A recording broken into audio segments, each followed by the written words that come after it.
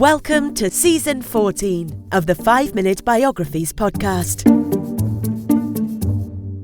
Here is your host, Wayne Armstrong. Hi guys, welcome to the 5-Minute Biographies podcast.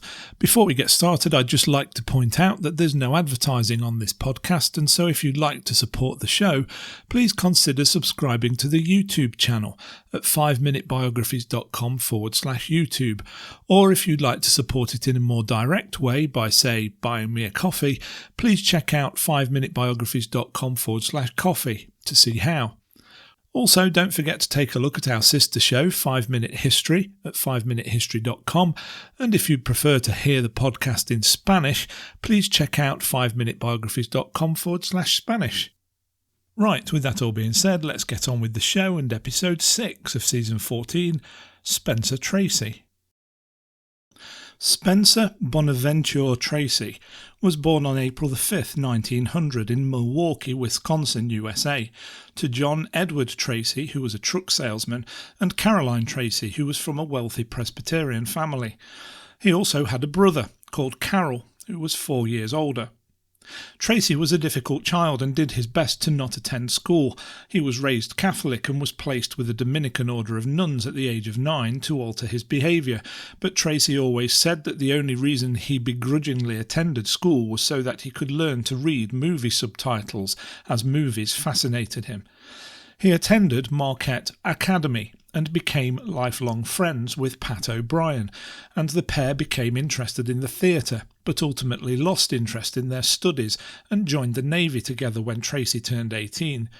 Although Tracy achieved the rank of Seaman Second Class, he never went to sea and was discharged in February 1919.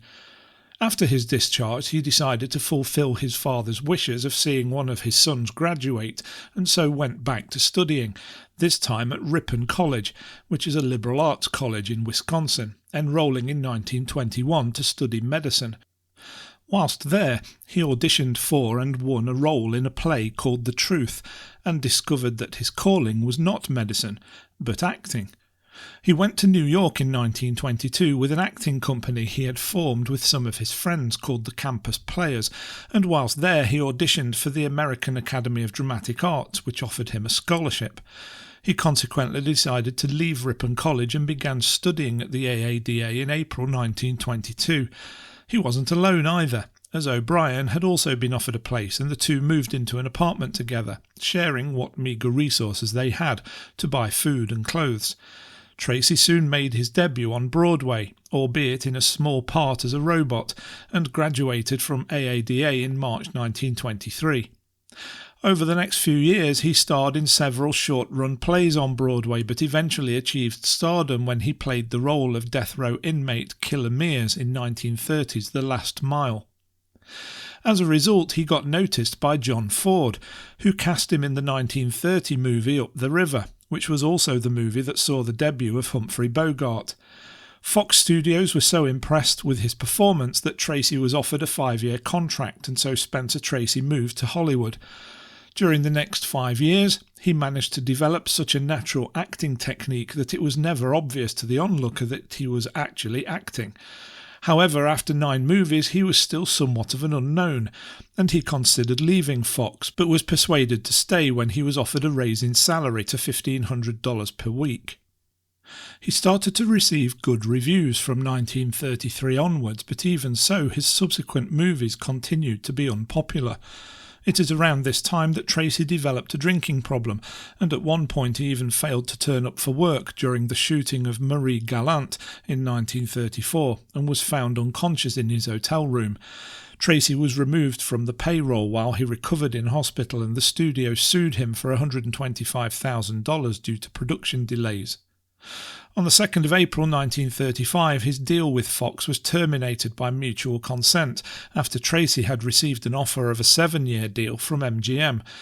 In all, he had made 25 movies with Fox, and most of them had lost money. His first movie for MGM was The Murder Man, which was also the debut movie of Jimmy Stewart. He initially played second fiddle to MGM's leading ladies of the time, including Myrna Loy and Jean Harlow, but 1936's Fury, which was directed by Fritz Lang, was the proof the studio needed that Tracy could make a movie a success on his own merit.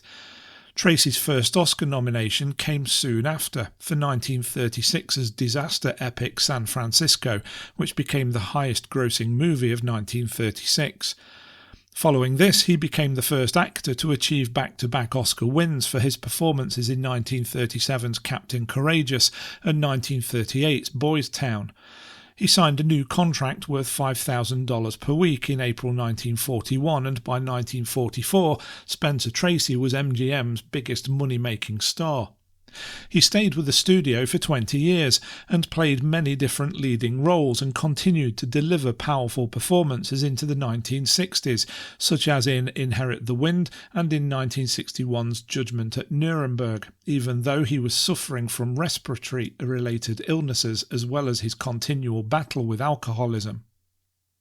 In 1923, Tracy had married Louise Treadwell, and they had a son together in 1924 called John, but Tracy had trouble connecting with his son due to him being deaf, and Tracy blamed himself for the problem, and through guilt he distanced himself from his family.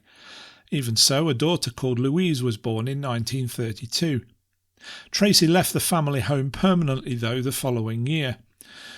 The couple were reconciled in 1935, but the marriage continued to have problems, which wasn't helped by the fact that Tracy had extramarital affairs with people like Loretta Young and Joan Crawford and Ingrid Bergman. However, the other woman in Tracy's life was really Katharine Hepburn, who he met on the set of Woman of the Year in 1941. She remained devoted to him until his death 26 years later. Spencer Tracy's lifelong use of cigarettes, alcohol and pills led to poor health by the age of 60, and he had to be taken to hospital in July 1963 suffering from pulmonary edema, and he almost died in September 1965 from kidney failure. He led a quiet life for the next 2 years, living at home with Katharine Hepburn and spending his time painting, reading and listening to music. On the 10th of June 1967, Spencer Tracy suffered a massive heart attack, though, and died at home. A requiem mass was held on the 12th of June in East Hollywood, and pallbearers included Frank Sinatra, Jimmy Stewart and John Ford. I hope you enjoyed that episode of 5-Minute Biographies. If you would like to see some pictures to go with the words, please check out the YouTube channel at 5minutebiographies.com/YouTube. You can also support the show simply by leaving a review wherever you get your podcasts. But if you would like to support the show more directly by, say, buying me a coffee, please take a look at 5minutebiographies.com/coffee to see how. Thanks for listening, and I'll see you next time. Thanks for listening to the 5-Minute Biographies podcast at www.5minutebiographies.com.